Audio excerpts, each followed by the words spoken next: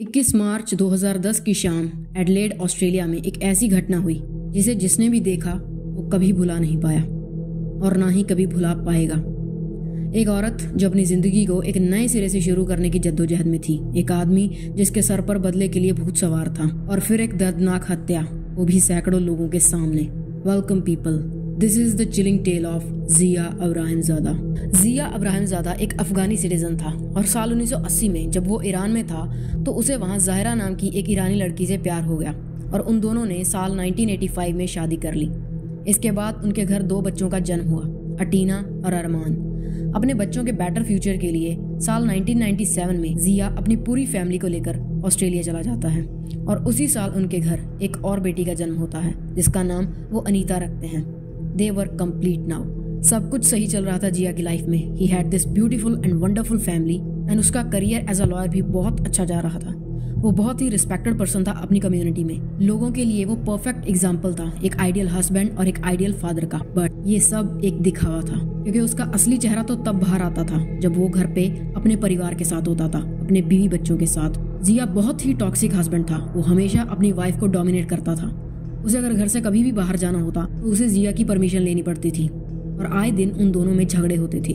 जिया अपने बच्चों के सामने अपनी बीवी को वर्बली अब्यूज करता था और इतना ही नहीं, वो रेगुलर बेसिस पर उसके साथ मारपीट करता था और उसके हाथ में जो भी चीज आती वो उससे उसे मारता था, कभी बेल्ट से, कभी विप से। कई बार तो ज़ाहिरा उसकी मार खाते खाते बेहोश तक हुई, लेकिन वो तब भी उसे मारना बंद नहीं करता था और ये सब वो अपने बच्चों के सामने करता था। ज़ाहरा ये सब सह रही थी सिर्फ अपने बच्चों के लिए, क्योंकि उसे भी पता था कि अगर वो चली गई तो उसकी मारपीट का अगला शिकार उसके बच्चे ही बनेंगे और उसके पास इतने पैसे भी नहीं थे और ना ही कोई मदद करने वाला जिससे कि वो अपने साथ अपने बच्चों को भी कहीं दूर लेकर जिया से दूर भाग जाए। फरवरी 2009 में जिया का एक बार फिर से अपनी पत्नी के साथ झगड़ा हो जाता है। वैसे तो झगड़ा होना उनके लिए कोई नई बात नहीं थी, ये हर रोज होता था, पर उस दिन उनका झगड़ा बहुत ज्यादा बढ़ गया। इतना ज्यादा कि जिया अब पूरे परिवार को धमकी देने लगा था कि वो सबको मार डालेगा और इसी के साथ उसने किचन से एक चाकू भी उठा लिया था। उसका बेटा अरमान किसी तरह से उससे वो चाकू छीनकर उसे शांत करने की कोशिश कर रहा था, पर उसके सर पर तो खुद शैतान सवार हो गया था। वो उन्हें धमकी दिए जा रहा था कि मैं तुम सबको मार डालूंगा और इस घर को आग लगा दूंगा। ज़ाहिरा को पता था कि ये सब खाली धमकियां नहीं थी, वो सच में ऐसा कर सकता था। He was now out of control. अब तक तो जैसे तैसे ज़ाहिरा ये सब सहती आ रही थी, पर अब बात उसके बच्चों की सेफ्टी की थी। सो एक दिन जब जिया घर पर नहीं था तो ज़ाहिरा अपने तीनों बच्चों को लेकर घर से भाग जाती है, मगर ज़ाहिरा को ये भी पता था कि जिया इतनी आसानी से उनका पीछा नहीं छोड़ेगा। जब जिया को उनके घर से भाग जाने के बारे में पता चला तो उसने ज़ाहिरा के भाई को फोन करके धमकी भी दी थी कि तुम्हारी बहन ने सोसाइटी में मेरी नाक कटाई है और इसका बदला मैं उससे जरूर लूंगा। ज़ाहिरा बहुत ज्यादा डर चुकी थी। वो ऑस्ट्रेलिया छोड़कर किसी तरह अपनी कंट्री वापस जाना चाहती थी और उसकी सबसे छोटी बेटी अनीता की उम्र अभी 18 साल से कम थी, जिस वजह से वो अपने पेरेंट्स की परमिशन के बिना देश छोड़कर नहीं जा सकती थी और जिया तो उसे परमिशन देने से रहा, जिस कारण वो वहीं ऑस्ट्रेलिया में ही फंस कर रह जाते हैं। अनीता की कस्टडी फुल्ली अपने हाथ में लेने का ज़ाहिरा के पास सिर्फ एक ही रास्ता था कि वो जिया को डाइवोर्स दे दे, लेकिन ये इतना आसान नहीं था। It was a long procedure, but तब तक के लिए कोर्ट ने तीनों बच्चों की कस्टडी ज़ाहिरा को दे दी थी और जिया को उनसे दूर रहने की हिदायत दी गई थी। पर क्योंकि उनकी बेटी अनीता एक माइनर थी तो ज़ाहिरा को हफ्ते में एक बार उससे मिलने की परमिशन मिल गई थी।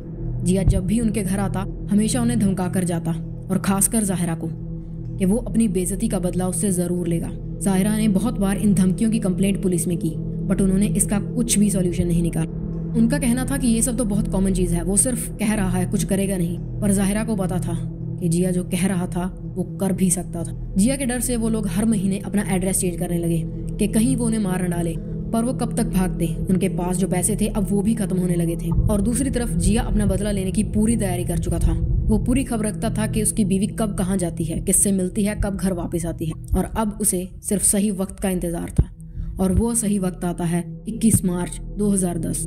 इस दिन उनकी कम्युनिटी के लोगों ने एडलेड कन्वेंशन सेंटर में एक पार्टी ऑर्गेनाइज करी थी जिसमें तकरीबन 300 लोग आए थे। ज़ाहिरा वैसे तो कभी घर से बाहर नहीं जाती थी और ना ही अपने बच्चों को जाने देती थी जब तक कि कोई बहुत ज्यादा जरूरी काम ना हो, बट उस दिन अपनी बेटी अटीना के कहने पर वो उसके साथ पार्टी में जाने के लिए तैयार हो जाती है, क्योंकि उसे पता था कि जिया को ऐसी पार्टीज में जाना पसंद नहीं था तो वो वहाँ नहीं आएगा। मगर जैसे ही ज़ाहिरा अपनी बेटी के साथ एडलेड कन्वेंशन सेंटर पहुंचती है तो उसके कुछ ही मिनटों के बाद जिया भी वहाँ आ जाता है।